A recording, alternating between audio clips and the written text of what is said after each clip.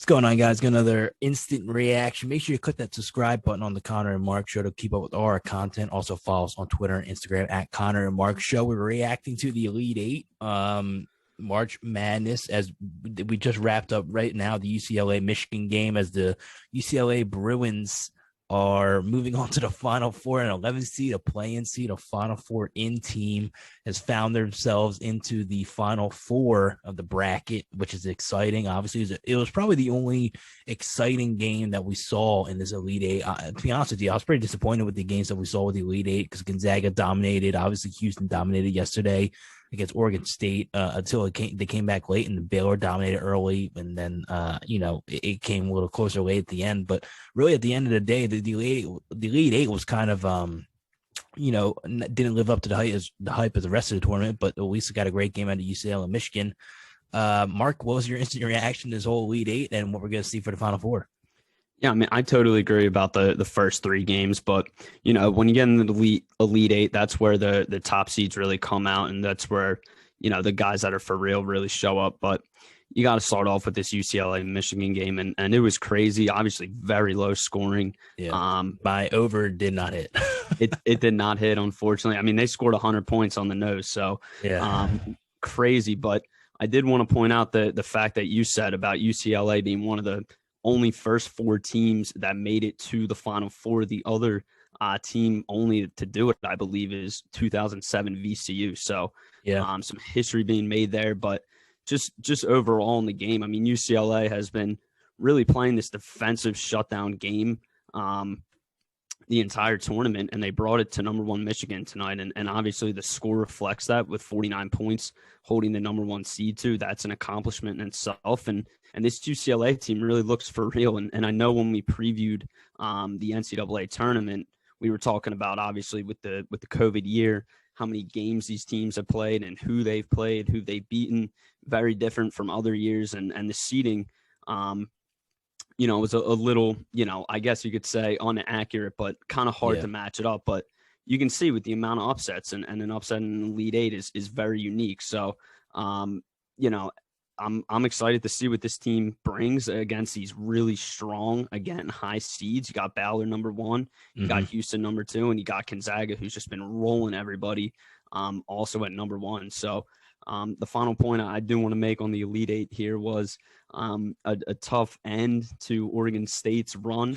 I was very heavy on them and thought they had a shot against Houston, but Houston just demonstrated how good of a defensive team they are and how good of a rebounding team they are. Yeah, it came down to the offensive rebounding in that game, man. I think Oregon State was just, I mean, when I was watching that game, it was bad for how many offensive rebounds Houston got against them. And like you said, it was going to be a defensive game with Oregon State and Houston. But when it come down to UCLA's game, man, it really just came down to, Johnny was it Juzang, who had 28 points for UCLA in that first half. Man, he was on fire. He was the only scoring route they had in the first half for UCLA, and listen, Michigan got out fast against them, and it looked like it could have been a blowout, but UCLA kept in it and got at least to halftime, kept it close, and then in the second half they started to pull away and obviously came away with the win. But when we look at the Final Four here, like we said, it's going to be Gonzaga, UCLA, and Houston and Baylor. A lot of number one and number two seeds, but UCLA and number 11 seeds. So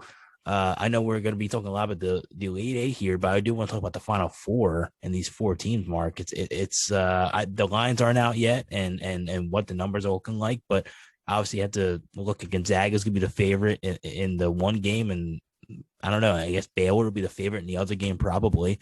Looking at these Final Four games, what do you expect and what are we going to look at here in the Final Four? I mean, it's really hard to be bold and say that UCLA has a chance with this Gonzaga team. I mean, they just shown how, their offense is one thing, but if you really break down their game and you look at their defensive play, it's unreal. They're picking pockets, every other possession. They're really aggressive on the ball. I'm pretty sure early in the UCLA or the USC game today, they were up and they were playing press in the backcourt. So they're a very aggressive team, and clearly they got out to a very fast start, and that's what they do very well against USC. And it was really never a game from there. I believe their smallest lead was double digits, all the way until the early minutes of the game. So this Gonzaga team looks very for real. I would love to see who comes out of the Baylor-Houston game if they can challenge Gonzaga in the championship. But right now, Gonzaga is my clear cut for winning it all. But on the other side, Baylor-Houston is going to be a very intense matchup. You got two very deep teams, two very good defensive teams, and you got two teams from the same state battling it out here. So it's going to be a big one. For an early prediction, I really like Houston. I really like their energy and the way they've been playing. And they've really shown that they can suffocate opponents. It's going to be tough with a high-scoring Baylor team, but right now, if I had to put my money on someone early, I'm going to go Houston. Really? So I'm going to disagree. I'm going to go – I feel like UCLA has a better shot of beating Gonzaga than Houston does beating Baylor. Houston's obviously a very good defensive team, but I don't know if they can keep up scoring against Baylor. I don't think UCLA is going to beat Gonzaga. I think Gonzaga is probably going to win the tournament. Right now, I think they're the best team by far, and I think it's going to be a really bad game by Gonzaga for them to lose, I think, for the remaining two games if they do play. Obviously, remain two games for the remainder of the tournament, but they're just too good offensively, man. And when you look at the over-unders before going into games, it's right around 150, 160. Which is pretty high for a college basketball game. So I don't know. I'm looking at it right now, and I mean the odds aren't out right now. Maybe I can look at it on my phone, but I don't know. I think Baylor beats Houston. I think Houston obviously is really good defensively, but I just think Baylor right now, they got that three-headed monster, and I think they can score, like you said. But I don't know, man. UCLA, man, they're it's one of those miracle runs, and we see them every year. I know UCLA is a historic program, has won a lot of national championships in their history, but as of right now, they're 11th seed. They're feeling like an underdog. I think they may have a chip on their shoulder, and maybe they have a shot to beat Gonzaga. I mean, there's been no games I've seen against Gonzaga that's been close. So they're definitely gonna have a chip on their shoulder going into this game. Was it Saturday? We're going to be talking about it on the Connor and Mark show on WCHE Saturday mornings from 10 to 11. I'm definitely going to be breaking down the lines and what Vegas is saying at that point. But I don't know. I think UCLA's got a shot. We do have an early line actually right now. It looks like it's showing Baylor is getting Baylor's -5. So Houston's going to get 5 in this game. And again, early line here, but I do like Houston at +5. Yeah. So the over/under also is 135. So I don't know, man. Yeah, that's a pretty good bet. I mean, it's crunch time. This is where it gets really tough to pick these teams because they've obviously been doing something unique to get to this spot. So, I'm excited to see. It's funny we're on opposite sides here. So yeah, we're usually not on opposite sides. Yeah, we'll definitely see how it plays out. But real quick, before we do wrap up, just want to touch on our little segment we've been doing here, the locks of the day. Yes. Unfortunately, do we have to touch on it? I mean, I think we do because I'm not doing too bad, so I kind of want to point it out. Gotta blow it yourself, yeah. There you go. I took UCLA, the lock of the day, +6, so that hit. It worked. And Connor unfortunately took the over in this game, so that did not hit. The over under, you can always tell if it's going to hit or not in like the first 10 minutes of the game, because the first 10 minutes of the game, these teams could not score a lick. It was 4 to 7. Yeah, 4-2 with about 4 minutes into the game. So yeah, it was 10-4, 10 minutes in. I'm like, what the seriously? These guys can't score at all. And then in the second half of the first half, it was like, okay, they're starting to pick up, starting to score. I'm like, maybe they got a shot. I think it finished with 50 points in the first half. I was like, all right, maybe if they put up a big second half here, I got a shot. But I don't know, man. I feel like betting the over in college basketball is not a good idea, because unless it's Gonzaga was a huge over under, I'm like, all right, well maybe they have to finish under because it's 160 something. So.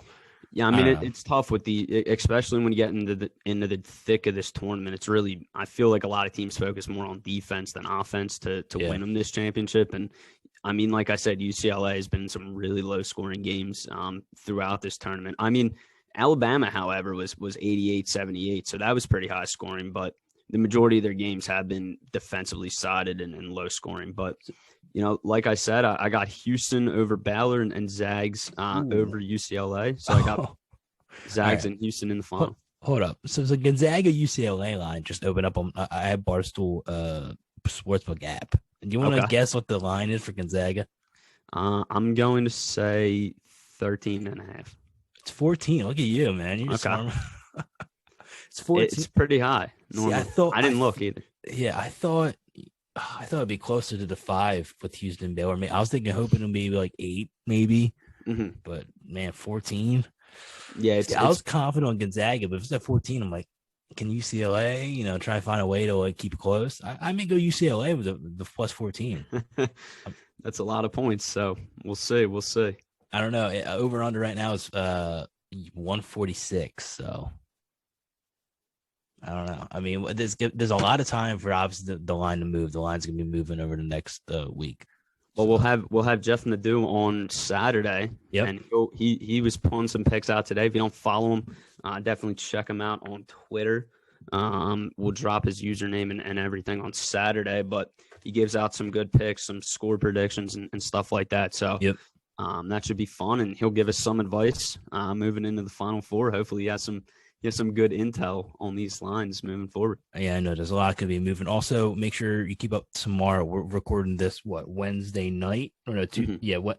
Oh, actually, it's Tuesday night. It's recording at Wednesday at 12:21. But tomorrow, Wednesday at night, we're gonna be dropping a Phillies preview for the 2021 Phillies season. And we recorded it with Graham Foley, who does work with the Philadelphia Phillies social media, obviously a close friend of mine, and we got a chance to take a deep dive into the Phillies in the 2021 season. A lot to go into. Obviously, they start Thursday against the Atlanta Braves, so a lot to talk about then. And also more than we'll probably do an instant reaction tomorrow. The Flyers play the Bruins tomorrow, which would be Wednesday night. They'll be not the Bruins, the Buffalo Sabres. Yeah, they'll be wrapping up their 2-game series against them.